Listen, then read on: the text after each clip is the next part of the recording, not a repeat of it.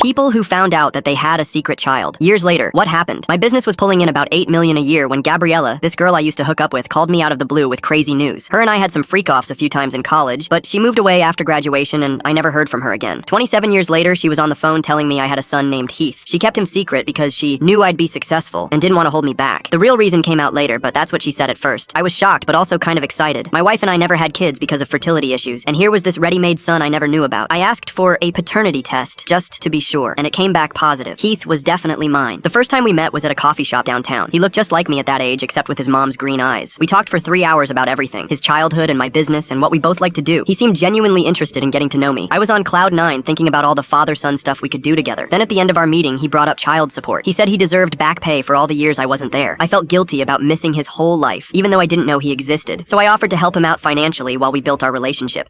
Started sending him $12,000 a month, which seemed like plenty for a young guy to get on his feet. 2 weeks later, he texted saying $12,000 wasn't enough. He had student loans and credit card debt and wanted to move to a nicer apartment. I bumped it up to $15,000 because I wanted to make up for lost time. What's money compared to finally having a son, right? Over the next few months, I tried to spend time with Heath, but he was always busy. Too busy to grab dinner or watch a game or go fishing, but never too busy to cash those checks. He'd text me pictures of his new car and expensive watches and trips to Vegas with his friends, all funded by dear old dad. I started doing some digging and found out Heath had never worked a day in his life, dropped out of college after 2 semesters, and had been living in his mom's basement playing video games ever since. The student loans he mentioned were mostly spent on partying. The credit card debt was from buying gaming equipment and ordering takeout for every meal. Gabriella finally admitted she told him about me because she was tired of supporting a grown man who refused to work. She figured his rich father could take over the burden. They'd planned the whole thing together before that first phone call. That's when I realized I wasn't building a relationship with my son. I was just his newest ATM, so I told him I was cutting his monthly payment to $4,000. Still way more than most people make working full-time, but reasonable for someone who needed to learn some responsibility. Heath lost his mind. He called me every name in the book and said I was abandoning him just like I did when he was born. Never mind that I didn't know he existed. Then he actually sued me for the full $15,000 plus emotional damages. We ended up in court in front of Judge and Heath's lawyer, argued that I'd established a pattern of support at $15,000 and couldn't reduce it without cause. My lawyer pointed out that $15,000 a month for an able-bodied adult with no job was insane. The judge asked Heath directly what he did for work. He said he was between opportunities and focusing on personal growth. She asked how long he'd been between opportunities. He mumbled something about a few years. She asked what personal growth activities he was doing. He mentioned his gaming YouTube channel with 12 subscribers. The judge ruled that $4,000 a month was more than generous for an adult child who refuses to support himself. She actually said I was being too nice, and most parents would have cut him off completely. Heath stormed out of the courtroom without even looking at me. I kept sending the $4,000 every month, hoping he'd eventually want a real relationship. But all I got were angry texts about how I ruined his life and his mom was right about me all along. The money I sent just enabled him to keep doing nothing. Last I heard, he was still in that basement playing video games and complaining about his terrible father who only gives him $4,000 a month, which is literally a working person's monthly salary. Gabriella still asks for more money sometimes, but I just forward her emails to my lawyer now.